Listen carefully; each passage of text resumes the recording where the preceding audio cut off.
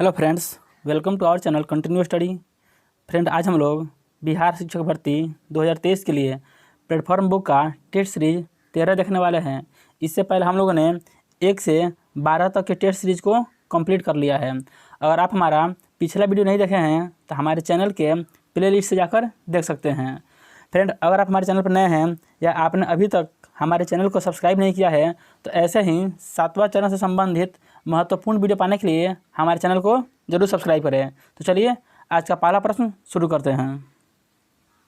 प्रश्न संख्या 51 से जीएस का प्रश्न है। बोल रहा है, मानव शरीर की सबसे लंबी हड्डी कौन सी है? तो मानव शरीर की सबसे लंबी हड्डी फीमर होती है। ऑप्शन डी इसका राइट आंसर हो जाएगा।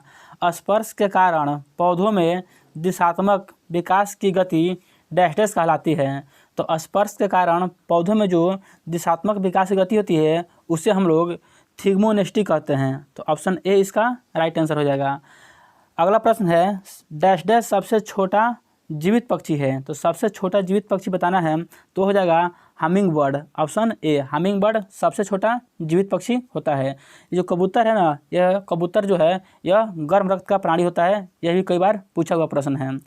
अगला प्रश्न कह रहा है, निम्नलिखित में से कौन बहुकोशिकीय जानवर नहीं है? तो बताना ये कौन बहुकोशिकीय जानवर नहीं है। तो बिल्ली, मानव और घोड़ा ये जो है ये बहुकोशिकीय जानवर होते हैं, जबकि अमीबा है वह बहुकोशिकीय जानवर नहीं है। तो ऑप्शन ए इसका राइट आंसर हो जाएगा। अगला प्रश्न है, द ओरिजिन ऑफ स्पीशीज पुस्तक डैश डैश द्वारा लिखी गई थी। तो यह पुस्तक चार्ल्स रॉबर्ट डार्विन के द्वारा लिखी गई थी। तो ऑप्शन सी इसका राइट आंसर हो जाएगा। अगला प्रश्न कर रहा है, निम्न में से कौन परिसंचरण प्रणाली का हिस्सा नहीं है? तो कोशिकाएं, शिराएं और धमनियां यह परिसंचरण में भाग लेती है, जबकि बिल्ली है तो यह परिसंचरण में भाग नहीं लेती है। यह खाद्य पदार्थों का अवशोषण करती है। तो ऑप्शन बी इसका राइट आंसर हो जाएगा। अगला प्रश्न है, नीली क्रांति डैश डैश से संबंधित है। तो नीली क्रांति जो है वह मछली उत्पादन से संबंधित है। विषाणुओं के अध्ययन को क्या कहा जाता है? तो वायरोलॉजी। विषाणुओं के अध्ययन को वायरोलॉजी कहा जाता है। निम्नलिखित में से कौन सी धातु सबसे अधिक तन्य है, यानी जिसे सबसे अधिक दूरी तक फैलाया जा सकता है, यानी तार बनाया जा सकता है जिससे, तो वह धातु हो जाएगा आपका सोना। ऑप्शन डी इसका राइट आंसर हो जाएगा। अगला प्रश्न कर रहा है, जब किडनी सही तरीके से काम करना बंद कर देती है तो अवशिष्ट उत्पादों और खून से अतिरिक्त द्रव को निकालने की प्रक्रिया को क्या कहा जाता है? तो इसे डायलिसिस कहते हैं। ऑप्शन डी इसका राइट आंसर हो जाएगा। अगला प्रश्न कर रहा है, निम्न में से कौन पानी के साथ प्रतिक्रिया करता है? तो चांदी, तांबा और जो शीशा है यह पानी के साथ प्रक्रिया नहीं करता है, जबकि कैल्शियम जो है यह पानी के साथ प्रक्रिया करता है। तो ऑप्शन डी इसका राइट आंसर हो जाएगा। पत्ती की निचली सतह पर स्थित छोटे छिद्रों को क्या कहते हैं? तो पत्ती की निचली सतह पर स्थित छोटे छिद्रों को रंध्र कहते हैं। ऑप्शन डी यहाँ पे सही हो जाएगा उत्तर। कौन सा मूत्र प्रणाली का हिस्सा नहीं है? तो ब्रोंकाई। ब्रोंकाई जो है यह मूत्र प्रणाली का हिस्सा नहीं है। मूत्रवाहिनी, मूत्राशय और मूत्रमार्ग यह मूत्र प्रणाली का हिस्सा है। अगला प्रश्न है, डैश डैश पौधों में जल परिवहन का कार्य करता है। तो यह प्रश्न बहुत ही महत्वपूर्ण है और कई बार पूछा जाता है। बोल रहा है कि पौधों में कौन है जो जल परिवहन का कार्य करता है? तो ऑप्शन सी इसका राइट आंसर हो जाएगा, जाइलम। देखिए जाइलम में यहाँ पे ज है और यहाँ पे ल है, दोनों को मिलाएंगे तो क्या हो जाएगा? जल। यानी जाइलम से आपके दिमाग में जल आना चाहिए। तो जाइलम है वह जल परिवहन का काम करता है, जबकि जो फ्लोएम है वह भोजन के परिसंचरण का काम करता है। तो इसका सही उत्तर हो जाएगा ऑप्शन सी। अगला प्रश्न कह रहा है, उस प्रक्रिया को क्या कहा जाता है जिनके द्वारा आनुवांशिक रूप से समान व्यक्ति उत्पादित किए जाते हैं? तो इस प्रक्रिया को क्लोनिंग कहते हैं। ऑप्शन डी इसका राइट आंसर हो जाएगा। अगला प्रश्न कह रहा है, मनुष्य, वनस्पति और जीव जंतु, मत्स्य, पशुधन आदि जैवमंडल से प्राप्त संसाधन जिनमें जीवन होता है वे क्या कहलाते हैं? तो इसे हम लोग जैव संसाधन कहते हैं। Option D. सौर मंडल की खोज किसने की थी? कोपरनिकस ने। ऑप्शन ए इसका राइट आंसर हो जाएगा। कोपरनिकस ने सौर मंडल की खोज की थी। न्यूटन, इन्होंने गति के 3 नियम दिए थे, ये भी याद रखना है। अगला प्रश्न कह रहा है, निम्न में से कौन सी धातु मिश्रित धातु नहीं है, बताना है कि कौन मिश्रित धातु नहीं है। टांका, पीतल और कांसा ये जो है वह मिश्रित धातु है, जबकि चांदी जो है यह तत्व है, यह मिश्रित धातु नहीं है। तो ऑप्शन डी इसका राइट आंसर हो जाएगा। मस्तिष्क डैश डैश तंत्र का एक हिस्सा है, तो जो मस्तिष्क है वह तंत्रिका तंत्र का एक हिस्सा है। ऑप्शन ए इसका राइट आंसर हो जाएगा। अगला प्रश्न कह रहा है पहले स्तनपायी क्लोन भेड़ का नाम क्या है? तो पहले स्तनपायी क्लोन भेड़ का नाम डॉली है। ऑप्शन सी इसका राइट आंसर हो जाएगा। बोल रहा है आपके विद्यालय के बागवान विद्यालय में आपके विद्यालय का बागवान विद्यालय के बगीचे से सूखी पत्तियां इकट्ठी करता है और जलाता है। आपका एक विद्यार्थी इसकी शिकायत आपसे करता है, तो आप क्या करेंगे? अगर आप टीचर हैं तो इस स्थिति में आप क्या करेंगे? ये थोड़ा पेडागोजी टाइप का प्रश्न है। तो देखेंगे हम लोग 4 ऑप्शन दिया हुआ है। पहला बोल रहा है विद्यार्थी को समझाएंगे कि बागवान बगीचे से कचरे को कम कर रहा है। बी में बोल रहा है विद्यार्थियों को सूखी पत्तियां इकट्ठी करने में बागवान की मदद करने को कहेंगे तथा खाद बनाने में सहायता करेंगे। यह सबसे सुटेबल आंसर है, तो ऑप्शन बी इसका राइट आंसर हो जाएगा। अगला प्रश्न कह रहा है जिम कॉर्बेट नेशनल पार्क किस राज्य में अवस्थित है? तो यह उत्तराखंड में है। यह भारत का सबसे पुराना नेशनल पार्क है। यह भारत का ही नहीं बल्कि एशिया का भी सबसे पुराना नेशनल पार्क है, तो इसे याद रखना है। यह उत्तराखंड में अवस्थित है। राजस्थान में भरतपुर है, गुजरात में गिर है और उत्तर प्रदेश में दुधवा है। यह बहुत ही प्रसिद्ध राष्ट्रीय उद्यान है। अगला प्रश्न कह रहा है अपनी गर्दन को झटके से आगे पीछे कर सकने वाला पक्षी कौन है? तो यह मैना है, आप सभी को पता ही होगा, यह सीटेट में कई बार पूछा गया है। अगर झटका से बोलेगा तो मैना, और सिर्फ बोलेगा आगे पीछे करता है तो उल्लू हो जाएगा। अगला प्रश्न है कौन सा वन्य जीव संरक्षण हेतु हंगुल मृग के संरक्षण के लिए प्रसिद्ध है? तो दाचीग्राम इसके लिए प्रसिद्ध है। ऑप्शन बी यदि भिन्न जाति के 2 जीव संपर्क में साथ आते हैं और इस संबंध में एक जीव को फायदा होता है तथा दूसरे जीव को नुकसान होता है, तो ऐसे संबंध को कहते हैं। तो ऐसे संबंध को परजीविता कहा जाता है, जिसमें एक जीव को फायदा और दूसरे जीव को नुकसान होता है। जैसे आपके लिए यहाँ पे हो जाएगा जू हो जाएगा। जू हमारे शरीर से खून लेता है और उसका रक्षा होता है, जबकि हमारे शरीर की नुकसान होती है। अगला प्रश्न कह रहा है निम्न में से कौन सी भोजन संबंधी आदत कार्बन पदचिह्न को कम करने में मदद करेगी? तो ऑप्शन डी देखिए बोल रहा है स्थानीय रूप से उगाए हुए खाद्य पदार्थों का सेवन। तो ऑप्शन डी इसका राइट आंसर हो जाएगा। उस जोड़े की पहचान कीजिए जो कीड़ों के लार्वे का उदाहरण है। तो सुंडी एवं इल्ली। ऑप्शन डी इसका राइट आंसर हो जाएगा।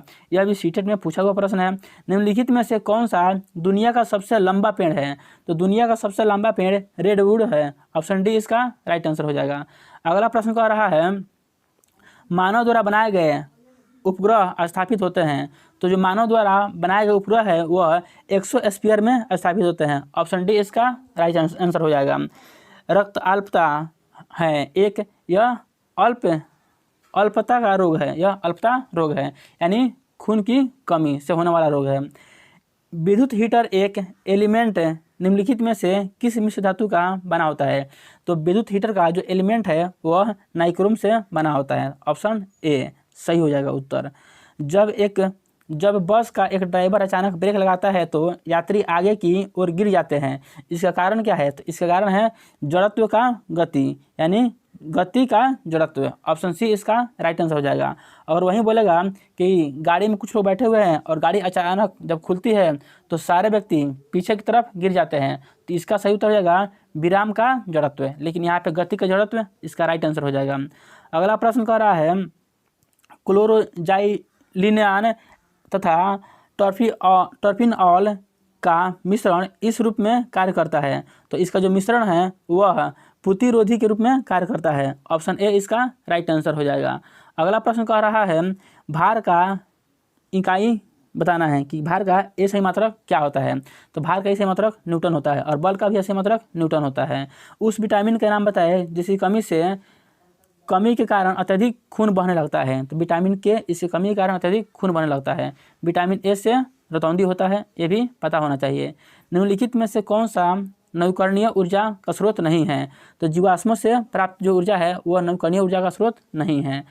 मानव मस्तिष्क की ध्वनि की गुंजन कितनी देर तक कायम रहती है? तो यह 1/10 सेकेंड तक कायम रहती है, यानी 0.1 सेकेंड तक। विस्थापन के परिवर्तन की दर को क्या कहते हैं? तो विस्थापन में परिवर्तन की दर को वेग कहते हैं, जबकि वेग में परिवर्तन की दर को हम लोग त्वरण कहते हैं। तो यहाँ पे ऑप्शन डी इसका राइट आंसर हो जाएगा। पराग कण किस में पाए जाते हैं? तो यह पराग कोश में पाए जाते हैं, ऑप्शन सी।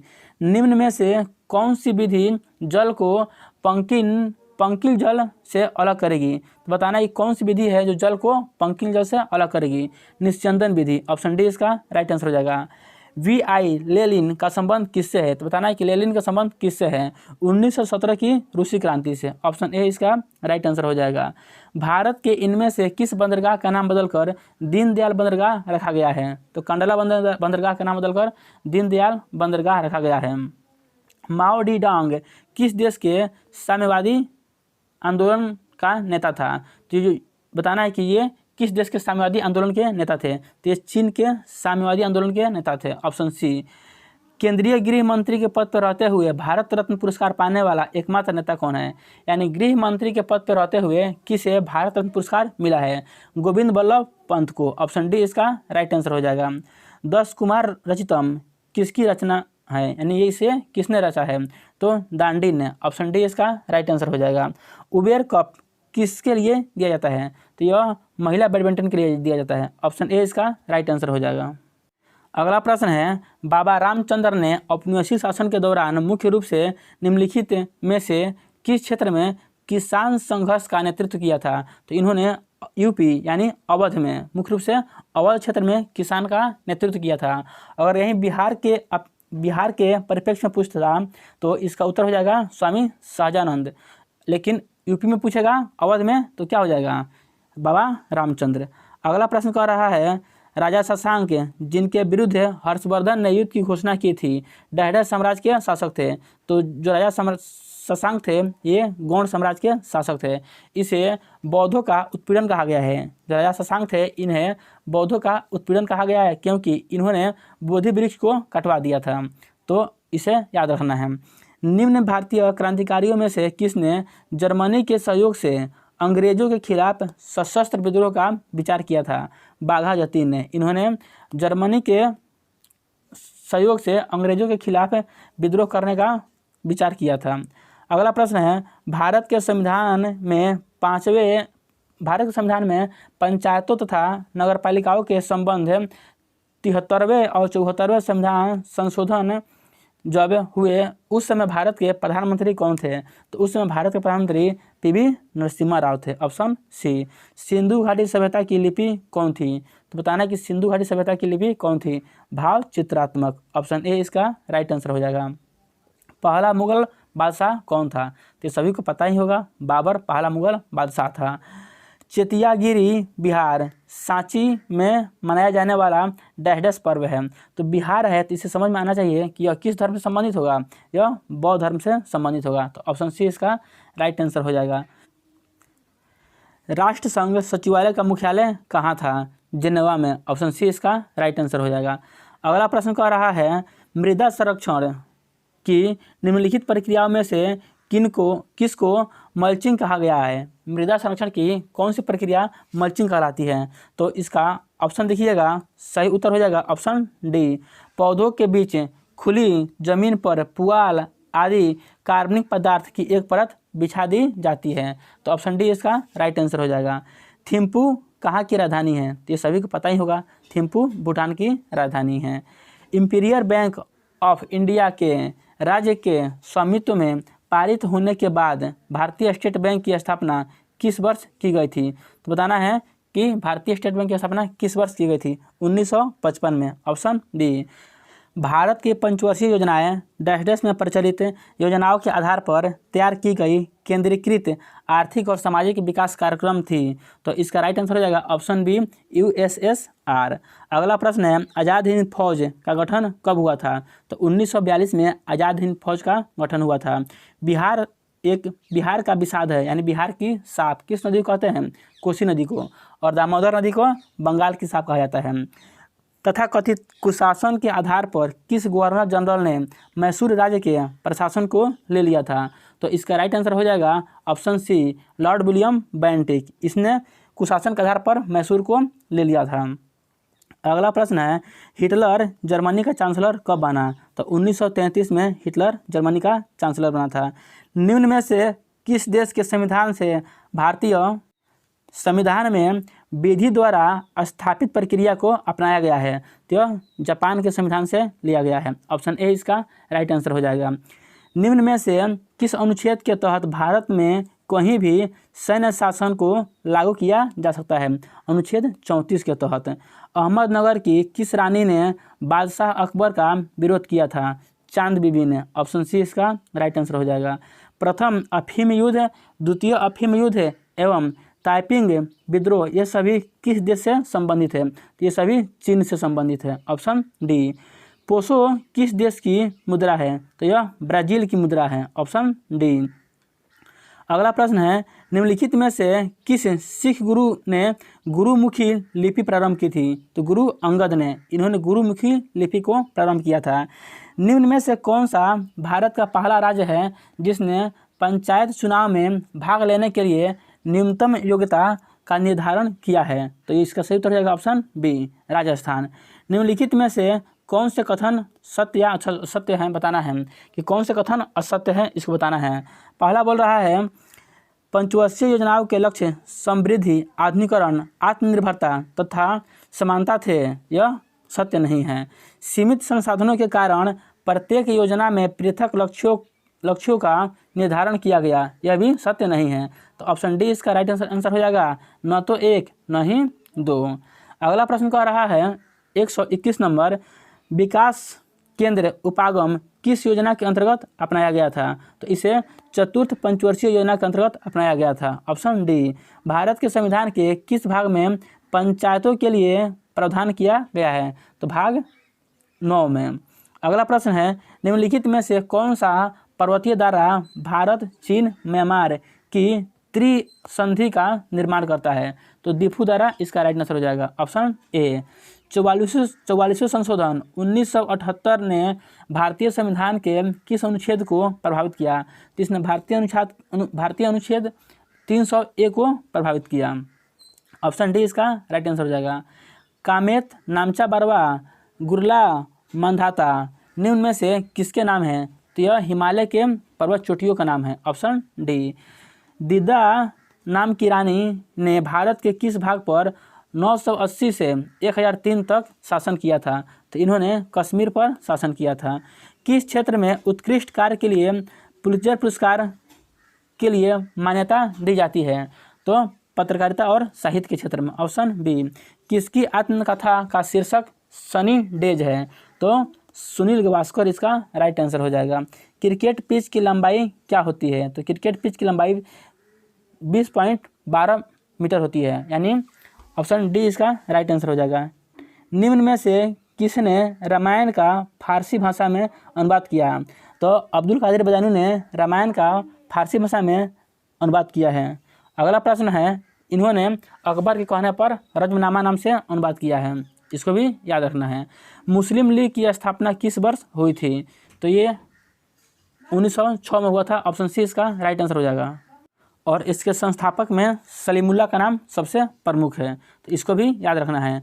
सिंधु घाटी को सोनार घाटी से जोड़ने वाली शाही सड़क का निर्माण किसने कराया था? तो इसका सही उत्तर हो जाएगा ऑप्शन डी, शेर शाह सूरी ने। ऑप्शन सी इसका राइट आंसर हो जाएगा। प्रसिद्ध गणितज्ञ, प्रसिद्ध संगीतज्ञ तानसेन का मकबरा स्थित है। तो तानसेन का जो मकबरा है वो बताना है कि कहाँ स्थित है। तो इनका मकबरा ग्वालियर में स्थित है। ऑप्शन बी इसका राइट आंसर हो जाएगा। अशोक का मानसेहरा तथा साहब जोगड़ी अभिलेख किस लिपि में है? तो यह जो है वह खरोष्टी लिपि में है। ऑप्शन बी इसका राइट आंसर हो जाएगा। संविधान की 11वीं अनुसूची से संबंधित पंचायतों में शामिल विषय हैं। बताना है कि पंचायतों में कितने विषय शामिल हैं। तो ऑप्शन डी इसका राइट आंसर हो जाएगा। 29 विषय शामिल है। ग्रामीण स्थानीय शासन का पंचायती राज नामांकन किस भारतीय नेता के सुझाव पर किया गया था? तो महात्मा गांधी के सुझाव पर किया गया था। Option D. ग्राम पंचायत की संरचना के लिए निम्न में कौन शामिल होता है? तो बताना है कि ग्राम पंचायत की जो संरचना है उसमें कौन शामिल होता है। निर्वाचित मुखिया यह शामिल होता है। प्रत्यक्ष निर्वाचित सदस्य जो 500 या उससे अधिक जनसंख्या का प्रतिनिधित्व करे यह भी शामिल होता है। ग्राम सेवक यह शामिल नहीं होता है। तो 1 और 2 सही हो जाएगा, यानी ऑप्शन ए इसका राइट आंसर हो जाएगा। अगला प्रश्न कह रहा है नगरपालिका से अभिप्राय भारतीय संविधान के किस अनुच्छेद से हैं। तो अनुच्छेद 243 के से संबंधित है, ऑप्शन ए हो जाएगा। राष्ट्रीय आपात की उद्घोषणा के समय संसद निम्न में से किस अनुच्छेद के तहत राज्य सूची के विषय पर कानून बना सकती है। तो इसका सही उत्तर हो जाएगा अनुच्छेद 250, ऑप्शन बी इसका राइट आंसर हो जाएगा। निम्नलिखित में से कौन सरकारी बजट में एक पूंजी प्राप्ति है। बताना है कि निम्नलिखित में से कौन सरकारी बजट में एक पूंजी प्राप्ति है। तो ऑप्शन डी कह रहा है सरकार द्वारा जनता से लिया गया उधार। तो ऑप्शन डी इसका राइट आंसर हो जाएगा। अगला प्रश्न कर रहा है संयुक्त राष्ट्र सुरक्षा परिषद ने जनवरी 2023 में किस पाकिस्तानी आतंकवादी को वैश्विक आतंकवादी घोषित किया था। तो फ्रेंड यहाँ से जो 10 प्रश्न आने वाले हैं वो करंट अफेयर से संबंधित प्रश्न हैं। तो इसका सही उत्तर हो जाएगा अब्दुल रहमान मक्की को, ऑप्शन बी। अगला प्रश्न है 15 से 17 जनवरी 2023 के बीच जल्लीकट्टू बुल फेस्टिवल किस राज्य में मनाया गया है। तो यह तमिलनाडु में मनाया गया है, ऑप्शन सी इसका राइट आंसर हो जाएगा। फरवरी 2023 में भारतीय मूल की किस महिला ने अमेरिकी राष्ट्रपति चुनाव 2024 के लिए रिपब्लिकन पार्टी से अपनी उम्मीदवारी की घोषणा की है। तो निकली हेली ने, ऑप्शन डी इसका राइट आंसर हो जाएगा। फरवरी 2024 में यूट्यूब के नए CEO कौन बने हैं। तो बताना है कि यूट्यूब के नए CEO कौन बने हैं। तो इसका राइट आंसर हो जाएगा नील मोहन, ऑप्शन डी इसका राइट आंसर हो जाएगा। 21 से 23 मार्च की दूसरी G20 SFWG की बैठक कहाँ आयोजित की गई। तो इसका सही उत्तर हो जाएगा ऑप्शन बी राजस्थान में। वंदे भारत एक्सप्रेस ट्रेन चलाने वाली पहली महिला कौन बन गई है। तो सुरेखा यादव, ऑप्शन बी इसका राइट आंसर हो जाएगा। 59वीं फेमिना मिस इंडिया 2023 का ग्रैंड फिनाले कहाँ हुआ है। तो ये जो ग्रैंड फिनाले है यह इम्फाल में हुआ है, ऑप्शन सी इसका राइट आंसर हो जाएगा। विश्व स्वास्थ्य दिवस कब मनाया जाता है। तो 7 अप्रैल को, ऑप्शन ए इसका राइट आंसर हो जाएगा। विश्व थैलेसीमिया दिवस कब मनाया जाता है। तो जो विश्व थैलेसीमिया दिवस है वह 8 मई को मनाया जाता है। और फ्रेंड आज के इस सेशन का अंतिम प्रश्न है she is women in STEM किसने लिखी है। तो इसका सही उत्तर हो जाएगा ऑप्शन डी एल्सा मैरी डिसिल्वा और सुप्रीत के सिंह ने। तो फ्रेंड यही आज के इस सेशन का प्रश्न था। ये वीडियो आपको कैसा लगा कमेंट करके ज़रूर बताइएगा। अगर वीडियो अच्छा लगे तो हमारे चैनल को लाइक कीजिए और वीडियो को लाइक कीजिए और चैनल को सब्सक्राइब कीजिए। चलिए मिलते हैं अगले वीडियो में, तब तक के लिए जय हिंद।